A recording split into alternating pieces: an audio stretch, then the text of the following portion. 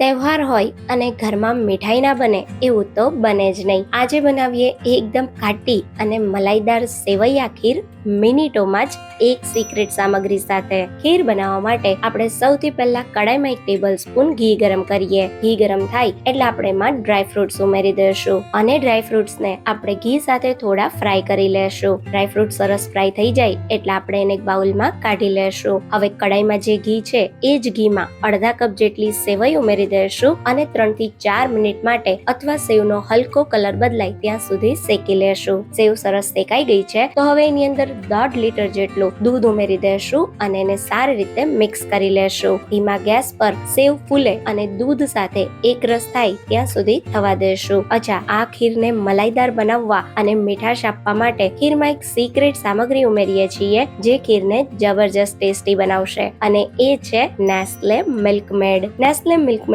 સાથે આપણી ખીર બનશે એકદમ સ્મૂથ, રબડીદાર અને મલાઈદાર, જે સ્વાદમાં યમેઝિંગ લાગશે. તો બસ એક પાઉચ નેસ્લે મિલ્કમેડ ઉમેરી દીધું છે, એને સારી રીતે મિક્સ કરી દઈશું. સાથે આપણે રોસ્ટેડ ડ્રાય ફ્રૂટ્સ ઉમેરી દઈશું અને ફ્લેવર માટે થોડો એલચી પાવડર ઉમેરીશું અને એને સારી રીતે મિક્સ કરીએ. આપણી ટેસ્ટી સેવૈયા ખીર મિનિટોમાં જ તૈયાર થઈ ગઈ છે. આ ખીરનો સ્વાદ એવો કે બધા વારંવાર સેવૈયા ખીર આ જ રીતે બનાવવાનું કહેશે. આવી જ 100+ યમેઝિંગ તહેવારોની મીઠાઈ રેસિપીઝ www.milkmaid.in પર તમે જોઈ શકો છો.